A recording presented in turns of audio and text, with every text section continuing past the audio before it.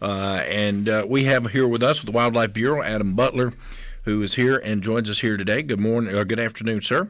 How are you, JT? I'm good, and you? Man, it is a wonderful, wonderful It is a beautiful spring day in awesome. Mississippi. Incredible. I'm surprised you aren't out in the woods this morning hunting turkeys. Chris Reed is here with us. Major Chris Reed with law enforcement is going on as well. He's here. How are you, sir? I'm good, JT. Nicole Smith going to join us a little bit later on. Russ was supposed to be here. Russ Walsh, the Executive Wildlife Director, he was unable to attend today, but we'll do our best to fill in for him. That's big shoes to fill, JT. Well, and we're going to try our best. Well, Again, I'm sure Russ didn't sign up for all this one. Well, I think he's going to be making a road trip later this afternoon to North Mississippi. So he acted like he was really busy when we left office. He was, first had of all, all kind of things going on the burner. This surveillance and management report we have out by chronic wasting disease, I've just flipped through it for just a few minutes. Very informative. We're going to get to that in a little bit. But first, let's talk a little bit about this cadet class, Major Reed, that you guys have been working through. A new day, another week is upon us up there at our lovely training facility in Holmes County. And we're always excited when we can have a class go through and learn the ins and outs so we can produce an officer that can help the Bureau, the Law Enforcement Bureau, and as well as the public that we serve. And so they're in week 3, and they'll be up there until July. So we enjoy a springtime class. Last week we actually got out in the field and worked a real-world type scenario with officers in North Mississippi on Sardis Reservoir and introduced them to the crappie fishing world that is if you've never experienced that, it's one thing to talk about it in class when you're talking about poles and crappie and how many you can catch and the means that these people utilize to catch the fish, and then they go out there and they see it and see how many people drive from miles and miles away, different states, and to put that, field trip's always good to kind of, I guess, tie it on or complete the circle when you're trying to explain stuff to them. So we're good. We're there. Looking towards July, I'm sure they are. Is that when the graduation will actually go down? Yes, sir. Yeah, they'll be about 14 weeks is what we do there, and it's long, but we try to give them a good base to start from, because a lot of the people we're hiring now, may not have a background in hunting and fishing, not a lot, but we've experienced an increase in that, and so we're trying to kind of explain stuff and just give them something they can leave there with, because we do a lot of different stuff, and so we want to train them up and give them something to start with, some of the basic stuff, the top 10, I guess you could say, that we deal with, violations, and get them trained up in that, and then build from there.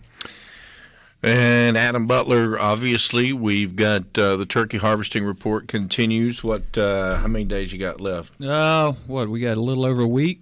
8 days. A little over a week till May the 1st. So the game check, everything's still running smooth. I just checked it a second ago, JT. We're at 11,040 wild turkeys reported. Wow. North central part of the state still kind of running as the top tier. That little cluster of Marshall, Lafayette, Panola counties up there seem to be where most of the birds or at least those counties have more birds reported than any other. So still really proud with how it's all going. Very few technical issues. We know this year is a kind of a growing year, or going to experience growing pains. So hunters who've had trouble, if they called us, we've been flexible in working with them. I think law enforcement same way. They're educating and getting people familiar with the system out in the field. Citations that we've issued, for failing to harvest, to report your turkey on the app, or the methods that we allow. Due to the fact that we, like Butler said, we realize it's an infant and people are learning to grasp it. We may have issued a few citations. I don't think 0 is an accurate number, but it's, the perception of us, peering into your lives and tracking you around and us following you around. That was, just one of those Yeah, that is a rumor we probably internet need to dispel. rumors that We saw that floating around on the social media stuff last Yeah. week that, people had started a rumor that somehow through the app, law enforcement officers are able to see exactly where you harvested turkey and are just, I don't know, gonna jump out of helicopters on top of you or something. That couldn't be farther from the truth. I assume that may have gotten started because the overall MDWFP app, which houses a lot more stuff than just the turkey harvest report and game check feature.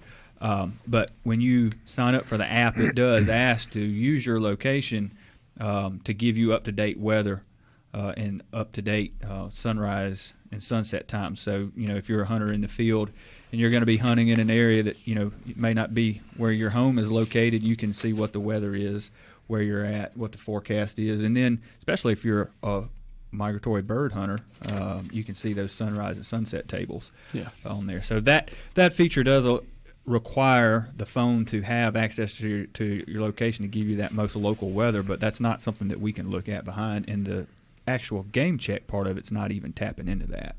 Like I said, it's totally separate. Totally separate. Hey, I want to remind you, don't forget everyone that uses the Game Check. The Game Check contest is still open. One lucky person will win a Benelli Super Black Eagle 3 Turkey Edition provided by the Foundation and Dad Super Pawn in Gulfport.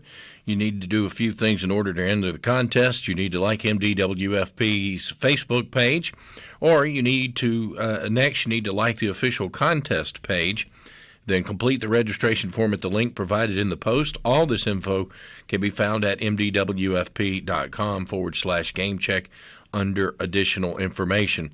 And we'd like to thank the Foundation and Dad Super Pawn for helping us promote the new Game Check system. So a little incentive there for you as well. So we're ready to go. Let's see. Folks have some questions here. With the big influence of rain, will we see more cases of CWD or possibly more bear sightings because of floods causing displacement?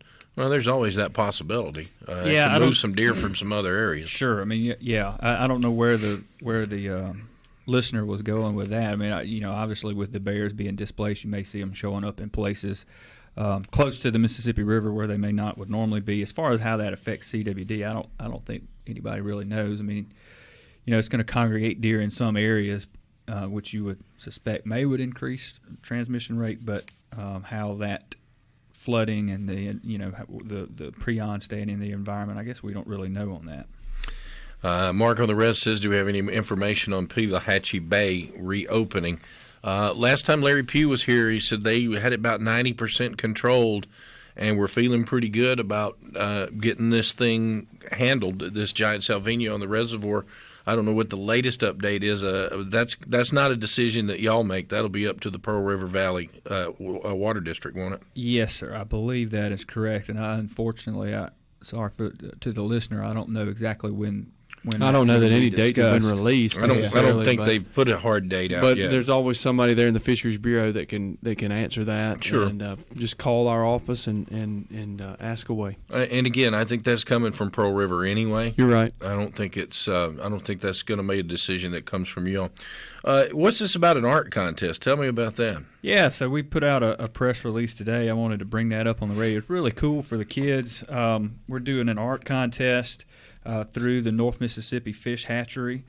So if you're a youth and you think you can draw or paint a little bit and you want to get your work recognized in our magazine, go check that out on our website.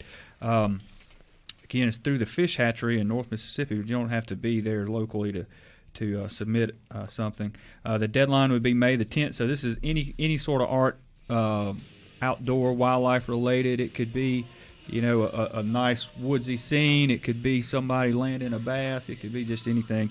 But the winners of the different categories will have their work featured in Mississippi Outdoor Magazine. So go check that out for all the young art hopefuls. Hey, gun enthusiasts, never heard of the Benelli Super Black Eagle 3? Well, it's a top-of-the-line shotgun, and here's how to get yours free. Go to Facebook and like the Mississippi Department of Wildlife, Fisheries, and Parks Facebook page. Then, like the official Game Check contest post on our page. and then complete the registration form at the link provided. Check out mdwfp.com/gamecheck for more information. Thanks to the Wildlife Foundation and Dad's Super Pawn, South Mississippi's top gun store in Gulfport. We've got a new CWD Management Report that's out here. Very informative, gives a lot of information about where we are. And folks, one of them, the most impressive part of it is, to me, is that they have here from the years between 2003 and 2015, so that's a 12-year period, they sampled 10,368 deer for CWD. We've been looking for this for a long time. We did not find it until 2018. Since 2016 to 2018, we have sampled over 11,033 deer. That is an amazing step and a direction, and a very good credit to the department for what they've been able to do here and to step that up. And people say, well, maybe that's why we're finding more now. I don't know if that's the case or not, but we do know it's here, and the mandatory testing has obviously, well, not the mandatory testing, but the testing has ramped up.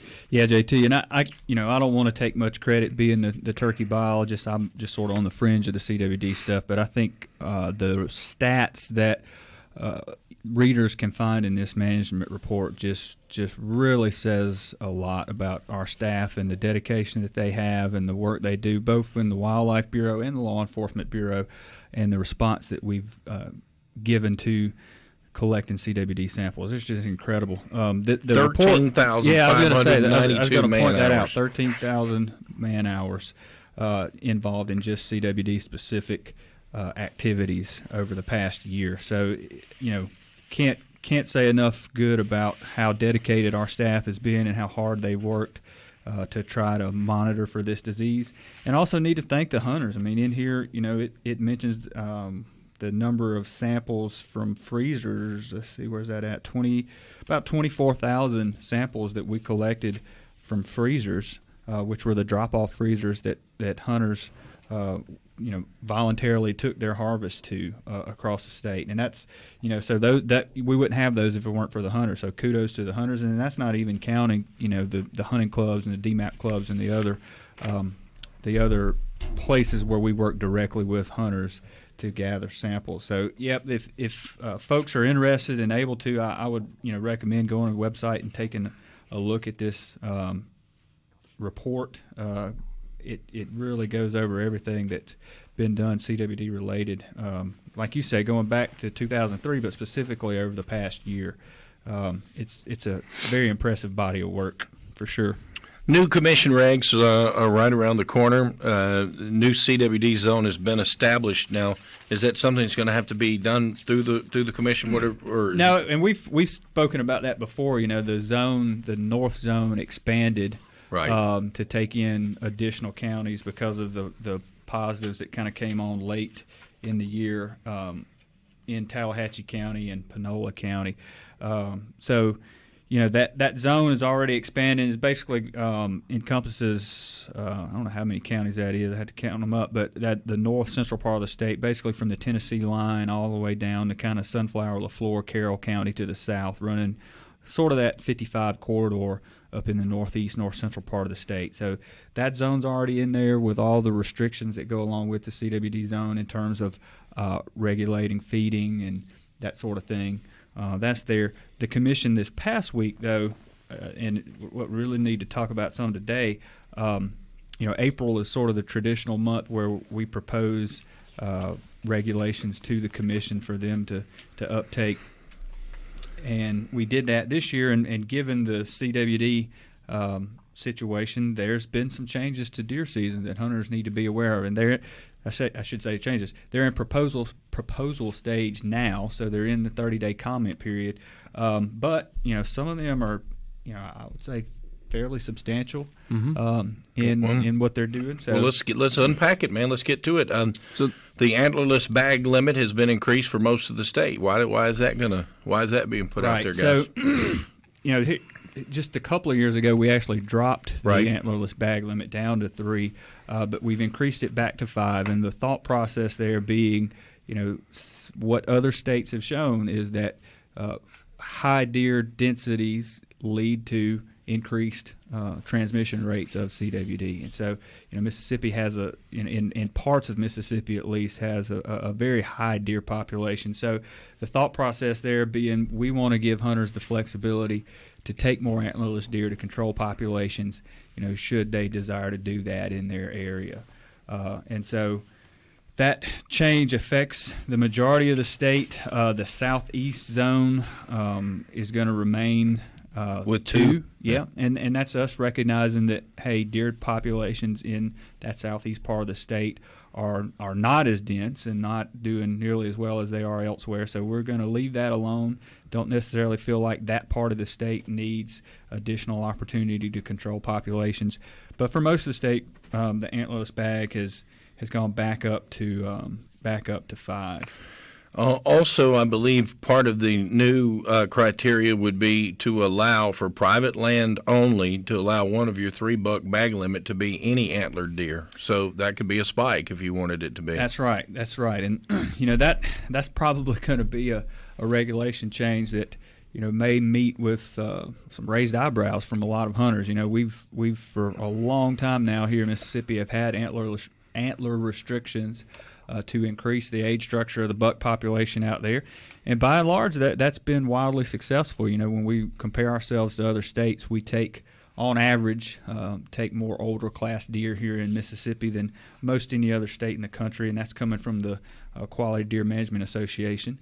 But one of the issues in sort of the new normal dealing with CWD is one of the main ways in which that disease expands is by the dispersal of young bucks. So we know in a deer population, it's the 1.5-year-old bucks that are the ones that kind of leave the area where they were born and raised and disperse out, and that dispersal may be many, many miles in a lot of cases. And so that is one of the main ways in which the disease can be spread, or at least the area impacted by the disease can be expanded. And so to address that, we're going to allow more flexibility in the buck bag limit. So we're going to allow 1 buck of choice, essentially, where one of your 3 bucks in the bag limit could be a buck of any size. So antler criteria do not apply in that regard. And those things, JT, when we were talking and discussing this in meetings between bureaus, was, it's based on science. It's based on new research that's coming out, fresh off the presses. And so it's not that we just come up with this stuff out of left field. It's based on, data and research.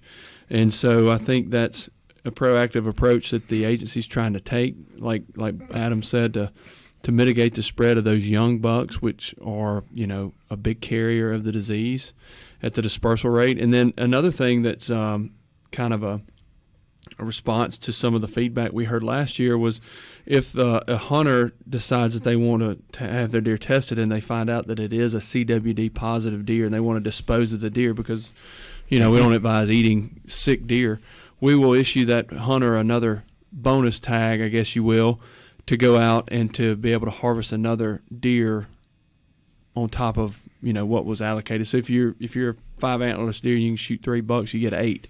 If you shoot all 8 and one of those comes back as a positive deer, we'll give you another tag so you can go and harvest another deer to replace a deer that you disposed of. And so we heard some of that last year, and that was another thing that is being proposed this year. So a lot of these proposals, or let me rephrase that.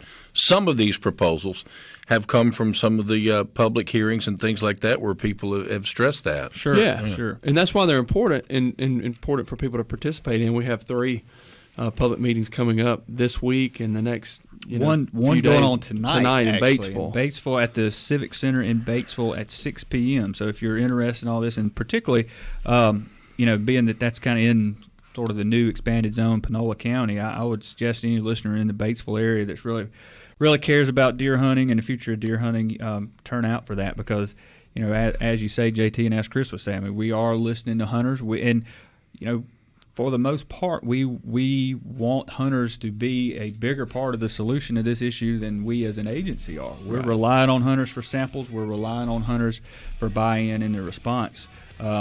So yeah, a lot of these reg changes, some of these reg changes are due to us listening to hunters and responding to thoughts that they've had.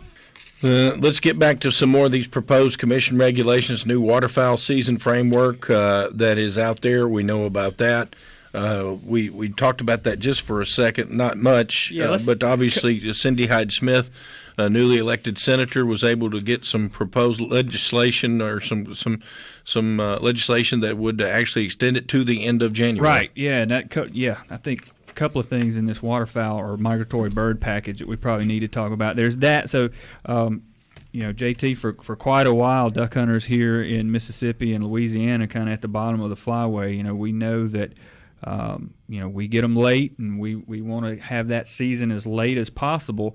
And the federal statute under which the state set waterfowl seasons up until recently would not go all the way till the end of January. It would just go till the last Sunday of the month. So there are a couple of days in January where we would not be able to hunt. And you're correct, Senator Cindy Hyde-Smith, I think the very first bill she introduced was a push in that direction, and it caused some things to happen with flyway councils, and bottom line, the statute at the federal level got changed, and so now we have the flexibility to set that season all the way to the end of the month, which we are taking advantage of this year. So for the first time, I guess, in quite a long time, if not ever, duck hunters here in Mississippi will be able to hunt until the last day of January. Yeah, January 31st, and so it'll open the Friday after Thanksgiving and run that weekend, and then it'll close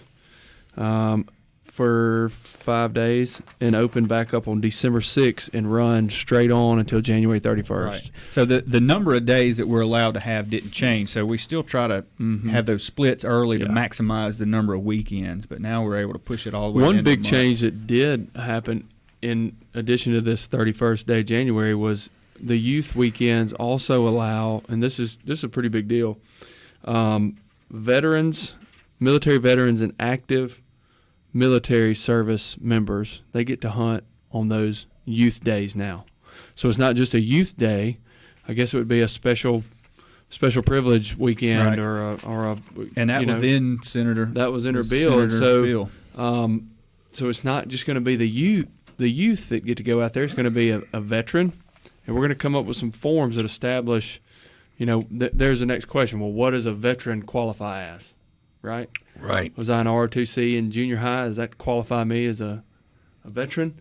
And so we want to do that so people don't abuse that good thing, that good intent. And those dates are going to be November 16th and then February 8th. And so when people look at the calendar, they may say, well, why is there a break? It's usually the week before. And so the reason behind that is so there'll be more people hunting on those youth days, and you want everybody to have a good opportunity. So we give a week off for the ducks to kind of settle back down before the main opener starts after Thanksgiving. And then after the January 31st, they get a week to kind of recuperate, the ducks do, from getting hunted hard for 50 days. So that's going to be an awesome opportunity. So it's going to be an opportunity for a lot of folks. Good question on our C-Spire text line.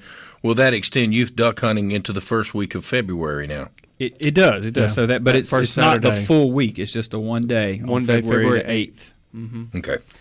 All right, let's go. We got a cookie. Yeah, here. one other one, JT, that's worth mentioning, people, because I know we're going to get a lot of questions on. We set the dove season framework upcoming, and this year is a weird year in that September the 1st falls on a Sunday. So just for the listeners who may not know, we cannot open dove season before September the 1st. It's being a migratory bird.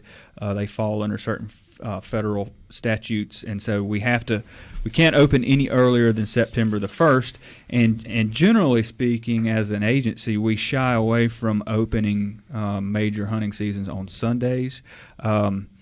But in this case, being that September 1 is on a Sunday, as sort of a compromise for those who may go to church that morning, the season will open the 1st on the Sunday, but it won't open until 2 p.m. in the afternoon. And we did something several We've years done it ago, before. similar to that, where it Mhm. doesn't open at daylight, but that's a little bit different. So that's just that one day. Yeah. It's not the whole season, just that one day. The season will not open. So you can go to church, you can go eat your lunch, and then you can go dove hunt that afternoon. Go to church, get you some fried chicken, and then go shoot a limit of doves. All right, let's talk a little bit about the Phil Bryant WMA, a little history about it. There's going to be something for everybody. There's also going to be a special draw group camp. What's that about? Man, this is going to be really cool. So this is our new WMA over in the South Delta, JT. 18,000 acres. Really historic achievement, I think, for conservation, getting an area like this in the part of the world it's in. I mean, we're talking some of the finest hunting opportunities in the entire Southeast.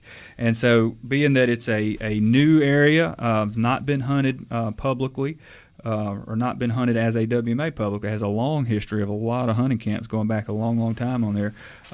But we're going to treat it a little differently in some regards. And so, again, we've heard public feedback. We've heard from a lot of those camps, that some of which were nearly 100 years old on some of that property.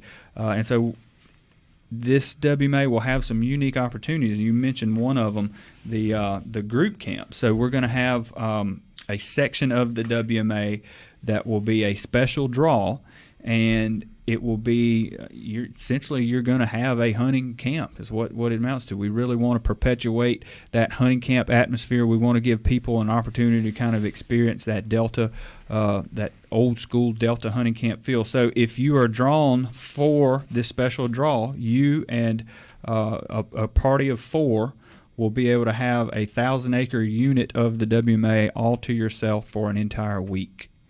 So really cool. We don't have anything else like that. Now, is there facilities there? Or will you so what we'll do, we'll utilize some of those, pre-existing structures that were not structures, but like the hookups, the infrastructure that was laid for the old camps that were there, and people will be able to, pull like a travel trailer in and hook it up, and because obviously we can't have we don't need to build permanent structures over there because it turns into a lake in the springtime.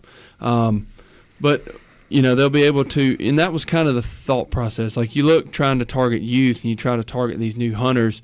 Well, one of the mistakes of hunting when you're a kid or growing up is not necessarily the hunting of itself, but the deer camp, the experience of getting to hang out with your dad or your uncles or your grandpas or whoever that is, and eating breakfast or eating dinner or just sitting around listening to the wildlife at night in the middle of the woods. And so that's something kind of outside the box. It's going to be real cool.